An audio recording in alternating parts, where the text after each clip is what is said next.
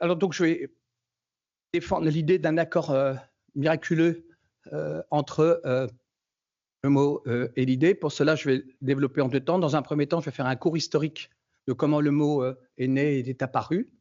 Et puis, après, je rentrerai un peu plus dans la défense et la compréhension, du mot par la maison commune de la décroissance. Donc, regardez une courte histoire, du mot. Là aussi, je découpe en 3 temps, en 3 âges, en quelque sorte. Un premier âge là, qui est affiché derrière moi, qui est 1972-1979. Donc, ça s'appelle la décroissance sérendipité. Pour vous, aujourd'hui, j'avais prévu la décroissance trouvaille plutôt que sérendipité, mais bon, la sérendipité, c'est l'art de trouver par hasard quelque chose qui est vraiment bien. C'est le contraire de la zemblaïté, pour ceux qui le savent. Et donc, c'est un peu ce que je vais dire maintenant. Après, il y aura un deuxième âge qui va commencer en 2000, parce que franchement, de 79 à 2000, 2002, en réalité, le mot est à peu près complètement oublié et plus jamais employé. Et puis, j'enchaînerai ensuite en disant qu'à la Maison commune, nous espérons participer d'un troisième âge, véritablement, que j'appellerai non pas l'âge sérendipité, non pas l'âge, le deuxième, je vais l'appeler l'âge agrégat, mais le troisième, je l'appellerai l'âge, comment dire, commun. Donc, 72-79, on l'a déjà évoqué ce matin, les limites de la croissance. On a vu aussi, comment dire, cette intervention brillante de VGE, mais qui en réalité faisait suite. Il y avait l'émission sur la première chaîne parce qu'il y avait eu le colloque sur, comment dire, le rapport Meadows, où il y avait André Gorz, il y avait Illich, il y avait Edgar Morin. Et c'est ça qui a donné l'occasion de l'émission télévisée. Donc, pour aller très très vite, je défends l'idée que, en réalité, dans ses premières apparitions, soit on n'a ni le mot ni l'idée, soit on a le mot pas l'idée, soit on a l'idée mais on n'a pas le mot. Comme ça, on est toujours à côté de la plaque. Je vais relire, si vous n'avez rien à faire, le rapport Halte à la croissance, la limite de la croissance. On ne trouverait ni l'idée ni le mot. On trouvera éventuellement l'idée qu'il faut arrêter de croître, mais l'idée qu'il faut décroître ne se trouvera pas. Et vous ne trouverez nulle part le mot de décroissance, quelle que soit la langue et la traduction. Je vais avancer un tout petit peu. Donc, quelques mois plus tard, vers mai-juin, donc ce numéro spécial, dont je recommande fortement d'aller lire intégralement le texte d'André Gorz, signé Michel Bosquet, Les démons de l'expansion, qui est un texte qui fait 2-3 pages, enfin qui est très dense et qui est absolument enthousiasmant par sa lucidité et totalement désespérant par l'effet totalement plouf de cet article sur les 52 ans qui vont suivre. Donc, je ne sais pas de quel côté, il faut le voir. Quand on lit l'article, on dit très souvent, et ça peut se trouver même dans des thèses d'auteurs très célèbres ou très connus en ce moment, qu'il y a le mot décroissance. En réalité, il n'y est pas. On trouve juste cette phrase-là, et elle est parfaite parce que là, c'est vraiment l'idée. Mais qui vous parle d'arrêter la croissance, croyez-vous vraiment qu'il suffit de stabiliser à son niveau actuel la consommation par le monde industrialisé de ressources irremplaçables? Cette consommation, il s'agit de la réduire. Voilà, là nous avons, il n'y a pas le mot décroissance, mais il y a là effectivement l'idée. Et puis très souvent, on fait de l'origine de la décroissance, le livre de Georgescu Roegen de 1979, qui est un recueil d'articles. Là, c'est un bout de slide de mon copain Luc Sommal, que j'ai repiqué. Eh bien, là, on va trouver le mot, mais absolument pas l'idée. On ne va pas du tout trouver l'idée qu'il faut repasser sous des plafonds de soutenabilité ou d'insoutenabilité, ça dépend comment on le voit, puisque il faut quand même rappeler que chez Georgescu Roegen, la décroissance, le mot qui est utilisé par les traducteurs est un mot anglais qui est decline, le déclin, et que les traducteurs, Ivo Rins et Jacques Greenwald, ne voulaient absolument pas reprendre ce mot-là. Bon. Et donc, ils choisissent le mot degrowth, mais dans lequel on ne trouve pas l'idée. Sur ce point-là, je vous conseille fortement le petit livre de Sylvie Ferrari, précurseur de la décroissance, Passionné clandestin, qui pour moi a l'énorme avantage, en plus de passer quelques textes, de montrer que le véritable apport de Georgescu Roegen n'est pas du tout la reprise de l'entropie en termes économiques, ou je dirais, c'est même pas l'invention de la bioéconomie, c'est avant tout la portée éthique de ce que signifie effectivement l'entropie inéluctable. Celle-ci, elle est absolument inéluctable. Je renvoie au livre de Sylvie Ferrari. Et puis, il faut bien dire, plus rien pendant des années. Là, je reprends coller une diapo de Luc, c'est mal. Ça redémarre vers 2002, plutôt en France. Vous voyez, une revue, Silence, le livre de Serge Latouche sur le péril de la décroissance, un numéro collectif animé par les gens de Silence, Objectif décroissance, et puis la naissance de la revue qui vient de l'association Casseurs de pub avec Vincent Chenet, et puis à l'époque, ils n'étaient pas encore fâchés, Paul Ariès, Bono Clémentin, qui maintenant est à la retraite. Voilà. Donc là, un ensemble de choses. La revue Entropia aussi, qui a existé un certain temps, qui a explicitement prend le mot décroissance. Bon. Et ailleurs, donc depuis et ensuite, donc, moi je trouve quand même un emploi que j'appelle agrégat, je le fais par ironie et un peu de méchanceté, puisque les décroissants normalement dénoncent le PIB comme agrégat, et je crois que malheureusement, eux-mêmes, ils ont un emploi très agrégatif.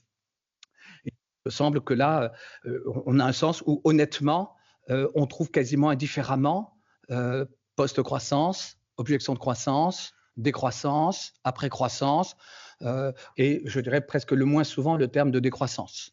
Bon. Même quelqu'un qui est souvent présenté comme un décroissant, Tim Jackson, dit explicitement qu'il ne veut pas employer le mot, explicitement, et même très encore récemment, Olivier Sutter n'emploie jamais le mot de décroissance, qu'il ne trouve pas sexy, qu'il ne trouve pas le bon, et il parle de post-croissance. Bon. Et si aujourd'hui la décroissance était, comment dire, à un carrefour, donc il y a un très très bon livre qui a été publié il y a 11 ans, mais que personne n'a lu. Moi, je l'ai relu récemment, et je le trouve vraiment très très bon. Et c'est le mien, et qui s'appelle Politique de la décroissance, dans lequel je construisais pour la première fois explicitement rejet, trajet, projet, explicitement la distinction entre objection de croissance et décroissance. Alors pas post-croissance, parce que le mot n'était pas encore apparu à la mode, mais je le faisais, comment dire, explicitement.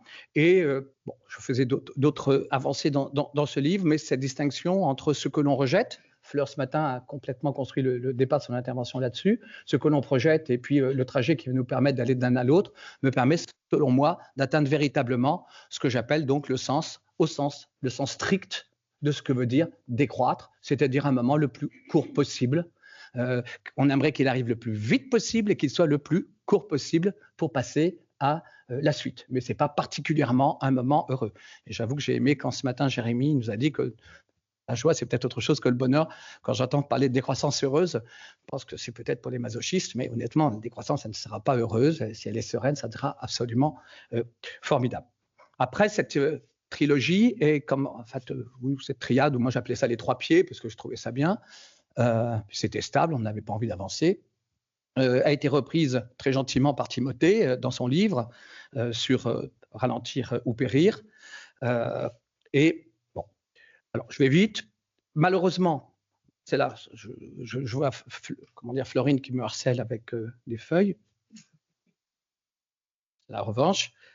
Et bon, c'est pas gagné. Moi, je pense que c'est un mot que j'aime pas employer. Alors, carrefour, bifurcation, j'aime pas le mot bifurcation, mais on est peut-être à une bifurcation possible. Est-ce qu'on va en rester aux publications comme on a encore aujourd'hui? Donc en anglais, Degrowth Movement, le futur est décroissant. Le bouquin en français, Décroissance, ça s'appelait Regards croisés, dans lequel, constatant l'hétérogénéité, au lieu de s'en plaindre, ils s'en félicitaient. Une sorte pour moi de ce que je disais l'autre jour, de fable du renard qui ne pouvant atteindre les raisins mûrs, c'est-à-dire finalement je voulais bouffer que les raisins verts. Donc je trouve ça un petit peu inquiétant. Le pire, me semble-t-il, étant le bouquin de Jason Hickel, qui est souvent présenté comme un décroissant, avec un titre « Moins c'est plus ». Bon, à droite c'est à gauche, en haut c'est en bas. Bon, c'est absolument génial. Si tout est son contraire, on peut absolument tout dire.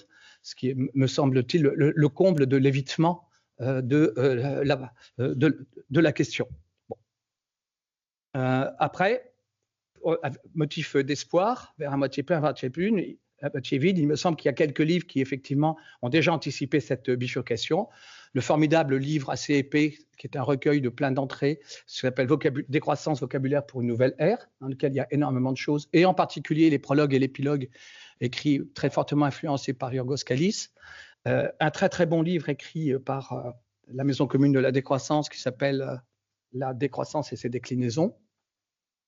Et puis le très très bon livre aussi qui donne le titre au premier bloc de ce matin, L'éloge des limites de Yorgos Kallis. Et puis là qui vient de paraître en traduction française, le livre de Onofrio Romano, qui a été publié en 2019 sous le nom de Towards a Society of Degrowth, c'est-à-dire vers une société de décroissance, et qui là vient enfin d'être publié sous le titre de Critique d'origine de croissance, qui me semble de très loin le livre aujourd'hui le plus avancé et le plus profond en termes de théorie de la décroissance.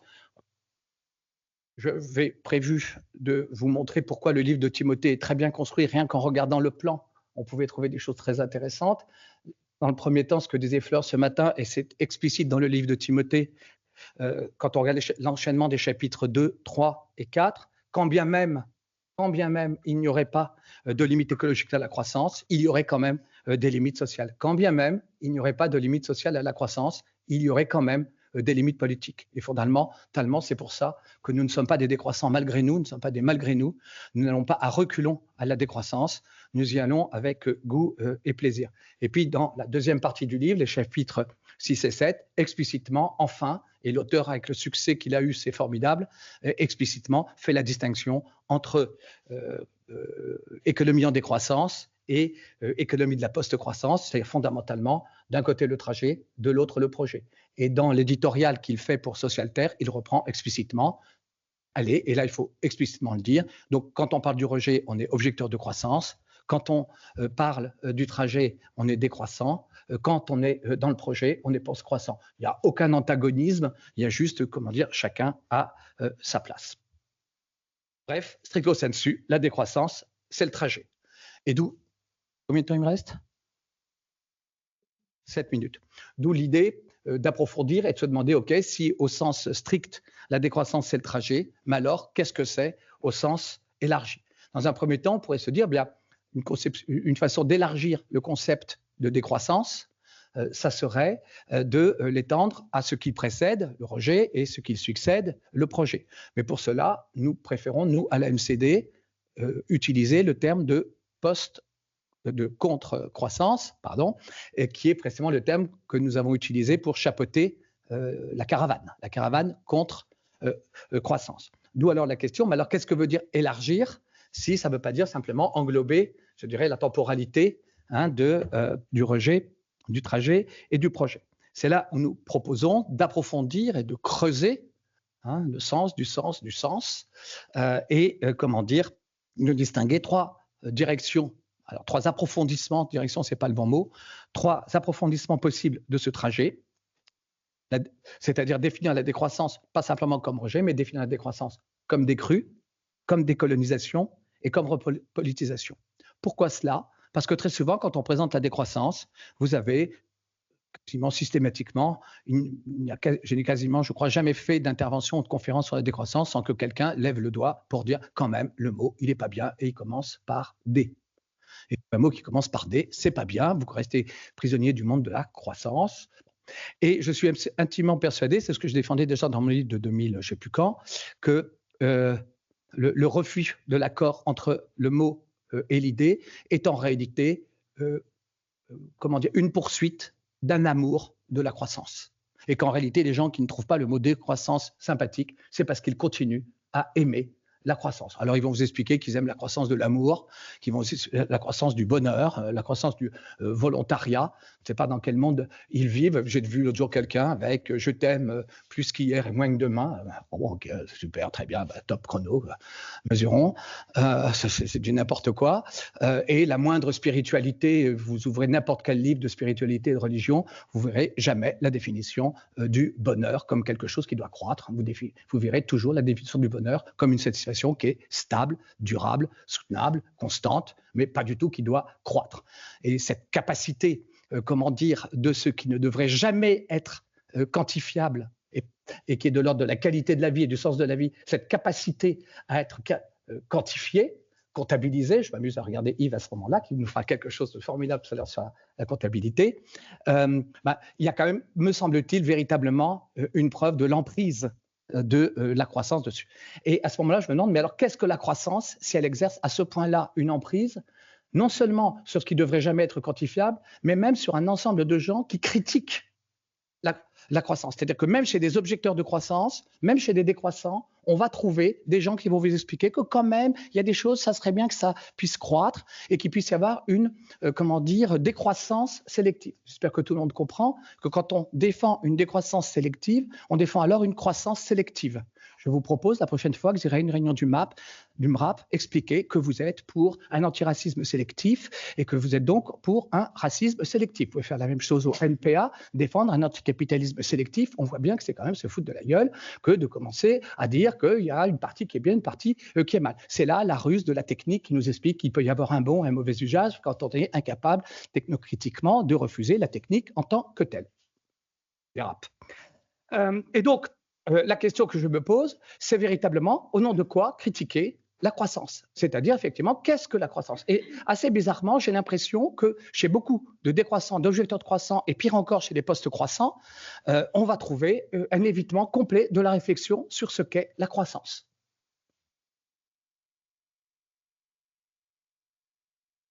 Or, il me semble que si l'on veut véritablement faire de la décroissance une opposition politique à la croissance, alors il faut effectivement approfondir. D'où l'idée que nous sommes sur le Titanic et que nous avons devant nous, comment dire, un iceberg, et que donc avec toute l'inertie de Titanic, j'imagine que je vais finir par y arriver.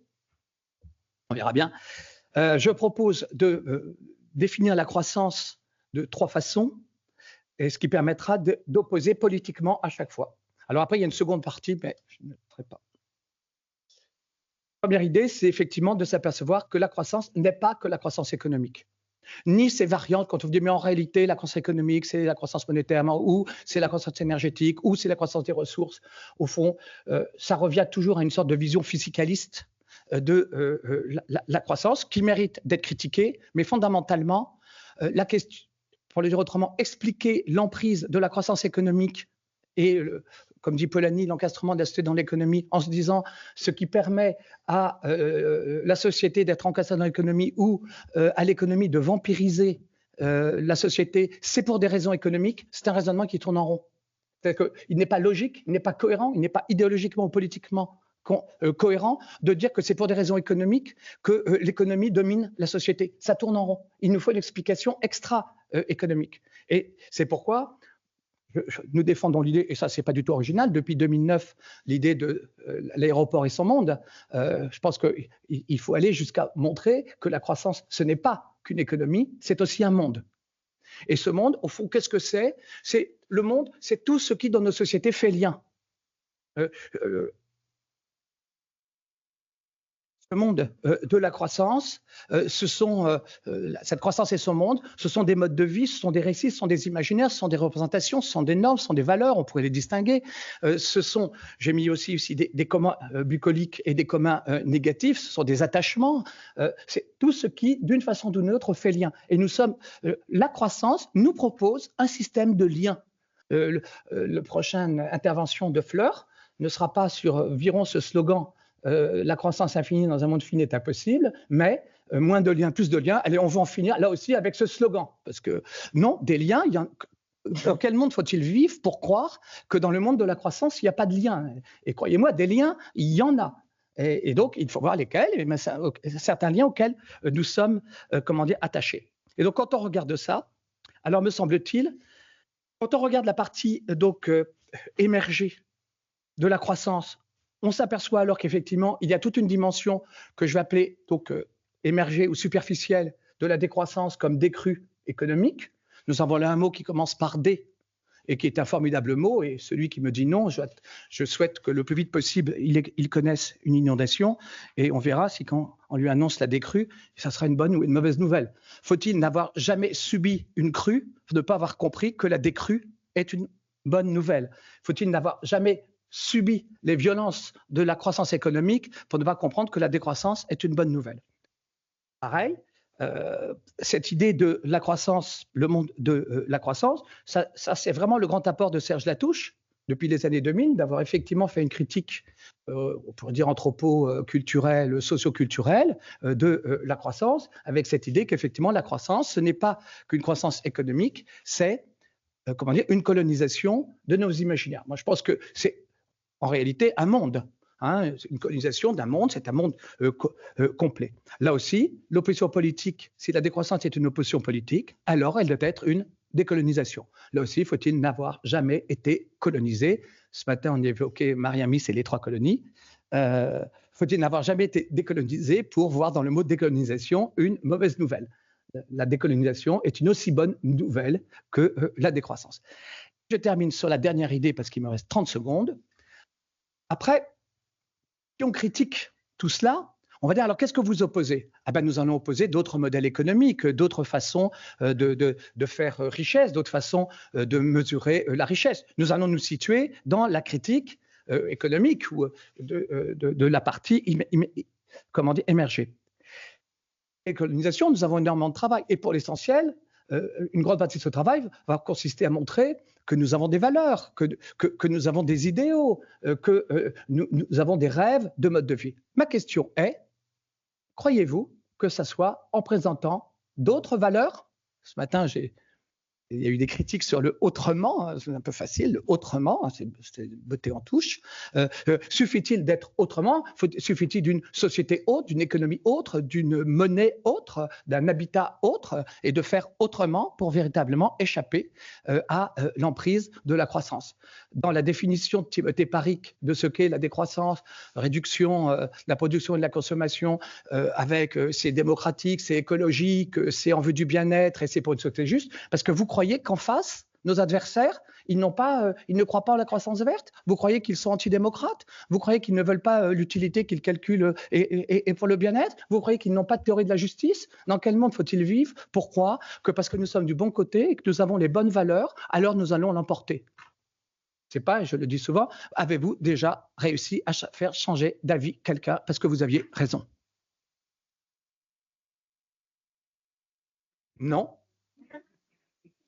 Et c'est pourquoi, donne-moi 10 secondes encore, sont 20, c'est pourquoi, et ça je pense que c'est véritablement l'apport du compagnon très fort de la MCD, et nous sommes lui-même, nous sommes le compagnon de Donofrio Romano, je pense que c'est vraiment lui qui aujourd'hui apporte la critique la plus sévère contre, comment dire, l'emprise de la croissance, en montrant que la croissance est un régime politique.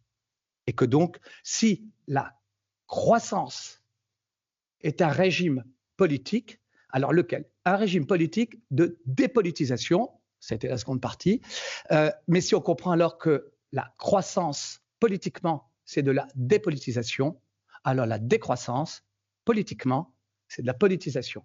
Et il me semble que fondamentalement, il faut totalement assumer cette idée de repolitiser nos